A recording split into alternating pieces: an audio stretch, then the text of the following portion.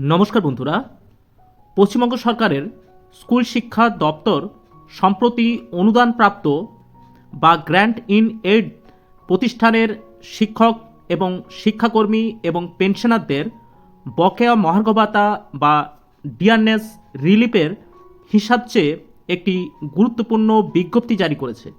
ইতিমধ্যেই এই বিজ্ঞপ্তিটি আপনারা অনেকেই সোশ্যাল মিডিয়াতে দেখে থাকতে পারেন। আজ আমরা এই ভিডিওতে এই বিজ্ঞপ্তি নিয়ে বিস্তারিত আলোচনা করব।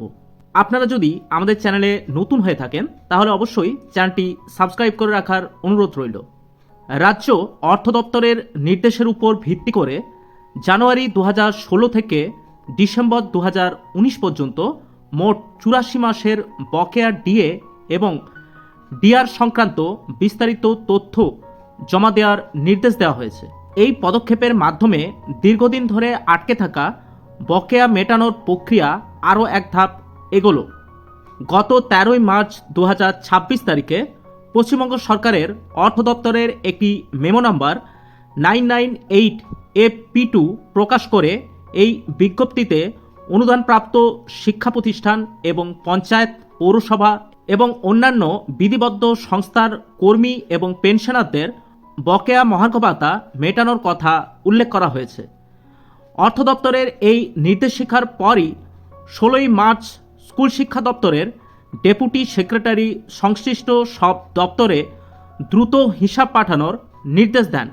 এর মূল লক্ষ্য হল 2016 থেকে 2019 সালের মধ্যবর্তী সময়ে প্রাপ্য বকেয়ার সঠিক হিসাব সংগ্রহ করা এবং তা প্রদানের নির্দিষ্ট পদ্ধতি বা মডালিটি তৈরি করা। এই হিসাব সংগ্রহের কাজ মূলত রাজ্য সরকারের ফিনান্স পোর্টালের মাধ্যমে যাচাই করা হবে। যেসব কর্মীর বেতন ইতিমধ্যেই আইএফএমএস বা এইচআরএমএস পোর্টালের মাধ্যমে হয় তাদের তথ্য সহজেই যাচাই করা সম্ভব। এই নির্দেশিকাটি স্কুল শিক্ষা দপ্তরের অধীনস্থ একাধিক গুরুত্বপূর্ণ বোর্ড এবং প্রধানদের কাছে পাঠানো হয়েছে। তার মধ্যে উল্লেখযোগ্য হল Paschimbanga central school service commission এবং উচ্চ মাধ্যমিক শিক্ষা সংসদ এবং মধ্য শিক্ষা পর্ষদ, পশ্চিমবঙ্গ প্রাথমিক শিক্ষা পর্ষদ এবং মিড ডে মিল ডিপার্টমেন্ট ও রবীন্দ্র ওপেন স্কুলিং এবং পশ্চিমবঙ্গ শিশু শিক্ষা মিশন।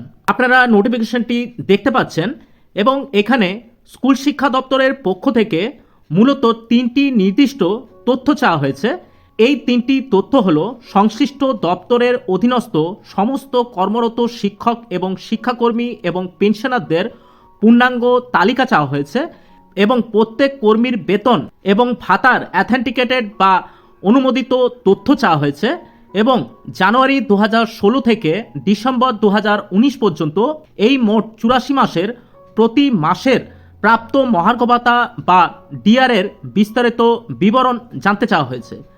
দীর্ঘদিন ধরে রাজ্যের শিক্ষক ও সরকারি কর্মীরা বকেয়া ডিএর দাবিতে সরব ছিলেন। বর্তমানে এই বিজ্ঞপ্তিটি স্পষ্টতই বকেয়া মেটানোর প্রশাসনিক প্রস্তুতির একটি বড় অংশ বলা যেতে পারে। বিজ্ঞপ্তিতে জানানো হয়েছে যে বকেয়া ডিএ বা ডিআর কিভাবে প্রদান করা হবে তার নির্দিষ্ট পদ্ধতি নির্ধারণ করার কাজ ইতিমধ্যেই শুরু হয়েছে এবং এই কাজের অগ্রগতি পর্যালোচনার জন্য ইতিমধ্যেই উচ্চ পর্যায়ের একটি ফিজিক্যাল মিটিংও ডাকা হয়েছে।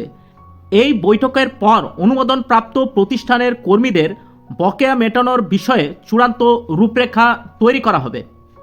আপনারা অবশ্যই আমাদের চ্যানেলটি সাবস্ক্রাইব করে রাখতে পারেন। বকেয়া ডিএ নিয়ে পরবর্তী যে খবরগুলি আসতে চলেছে সেই খবরের আপডেট আমরা এই চ্যানেলে ভিডিওর মাধ্যমে আপনাদের কাছে তুলে ধরব। আজ এই পর্যন্তই, দেখা হচ্ছে পরের নতুন কোনো ভিডিওতে। নমস্কার, ভালো থাকবেন, ধন্যবাদ।